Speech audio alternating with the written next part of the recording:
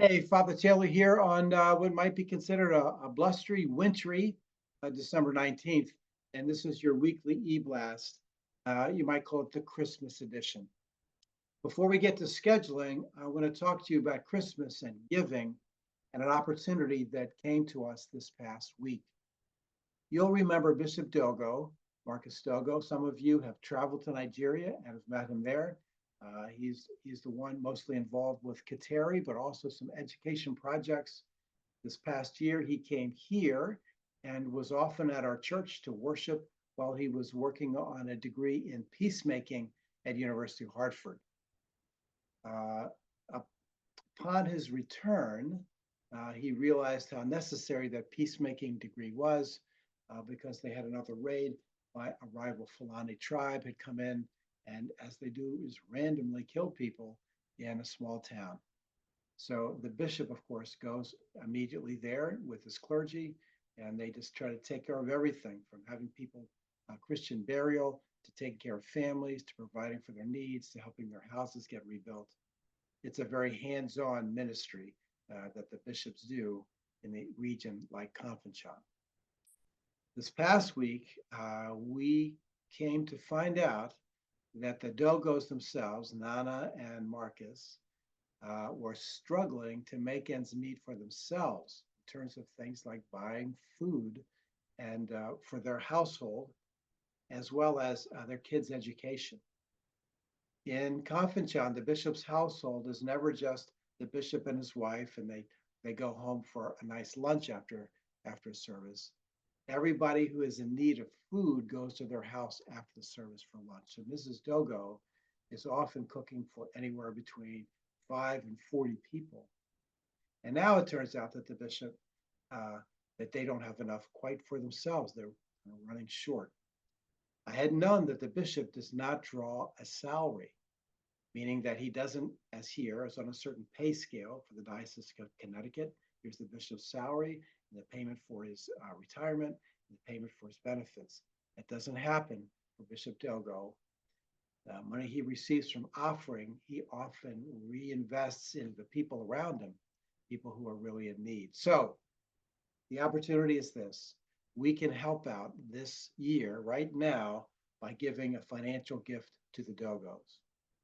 So as you know, we have the rector's discretionary account, and I'm writing a check from that, and that should be being processed today to be wired to Bishop Dogo. But as I thought about it, I thought, I know that people in the congregation will want to help. And so why not just make it an opportunity to give a financial gift, not for Kateri or the education project partnership, but just for the Dogos, for their own personal needs. And so this Sunday, I'm giving you the opportunity to write a check that goes to Trinity, a check to Trinity, but then the memo, please put for Bishop Dogo. If you want to put that in an envelope, check for Bishop Dogo, we will process the money and then we will put it together and have it sent to Bishop Dogo just for his own personal use. Now we know that means that everybody else that is near his house is going to benefit too, but I just want to make that opportunity as a one-time gift for Bishop and Mrs. Dogo this Christmas. Okay, great. All right, back to business. Okay, so we have a lot coming up, as you know, and particularly that we do have the centerpiece making event, which is always a big time here at the church. That's on Saturday. Check the text for the exact time. And then we have coming up on Sunday, we have the last round of our the practices that help us bring that sense of wonder that we love about Christmas. How do we internalize that? I got to tell you, you should ask anybody who went last week, because we had a visitation from God in a very specific way that people are still talking about almost a week later. That's a whole story in itself. If you want to know, I'm happy to tell you, but there were a bunch of people who were there that saw it happen, and it was very amazing. I don't know that I can guarantee that happens this week, but we do have a great practice for you so that the things that you feel great about Christmas How do we uh, how do we take that and not just believe it, hold it by faith, but how do we internalize it so it becomes a part of our regular life, our emotions? How do we capture the sense of wonder and goodness of Christmas and make and capture that in our hearts to live that every day? So that's happening at the Breakfast Alpha immediately following the 9:15 service. Then we're into Christmas Eve. And so on Christmas Eve, we have the 4 o'clock service. And that is a service which is really developed in order to, hey, come have a great Christmas service, because I know you have to get back to dinner by 6. You got guests coming. So that's the service we have at 4. It is a ultimately great inviting event of the year. People love to come to Christmas services. It's the one service that seems to still make sense to people who are away from church. And your invitations, people say, hey, go with us. So I'll meet you there for the Christmas Eve service. Or don't forget, we've got a great Christmas Eve service. 4 o'clock Christmas Eve. At 8 o'clock, we have the fuller service with, the more of the choir. We have all the readings. It's a beautiful service. I'm telling you, by the time we get to Silent Night, everybody is just ready for that moment. So that's another beautiful service, and that will be at 8 o'clock.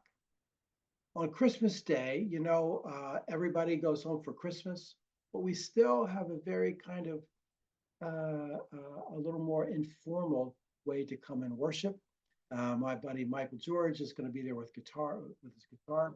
I think he's bringing this younger guy who is an up and coming guitarist in the area. Doesn't go to church. He's going to come and he's going to help us sing some songs. So anyway, I'm going to say that the Christmas Day service is come and see. It's short. We start at 9. It's about 45 minutes, and so we just really come and kind of sink into Christmas. My family started doing the 9 o'clock service when my kids were little, because it gave us a break from just the gifts of Christmas, and it just kind of helped the day spread out a little more and helped our kids get a little more focused on it's Christmas, not just like what's my next present. So anyway, so it's a really lovely little service. That's Christmas Day, 9 o'clock. I usually get over there early, make lots of coffee, so it's very informal. People have a cup of coffee, and we sing a few Christmas carols, hear the readings, and just kind of bask a little bit in the beauty of what God has done for us that we celebrate on Christmas Day. Okay, so great, thank you. Make sure you read all the other events that are coming up in the written part of the EBlast, and think about inviting somebody to come. Special thanks before we go. Special thanks. Lessons and Carols was amazing, amazing. So special thanks to Paula, of course, to all of these musicians who came and did extra work, and then a choir of about 33 people. It was really amazing. Each service was packed, and the Sunday service on Sunday at 4, we set up chairs. We haven't had to set up chairs for a long time here, but we had chairs set up, and it was really like shoulder to shoulder. People just wanted to stay afterwards. Thank you, everybody who made cookies and just helped out with that day. That was great. We also had a great day at McLean last week. Anybody can go to those services. They happen once a month on the third, on the second Friday of the month. We meet over McLean, 11 o'clock. That's an amazing moment. I just invite everybody to come to that if you'd like. And then we also had a great service of hope and healing last night. Was very sublime. It wasn't the over-the-top Christmas, but it was a Christmas which was really, I think we all embraced and got in touch with the presence of God and what God does at Christmas. So anyway, so thanks, and I look forward to seeing you this weekend.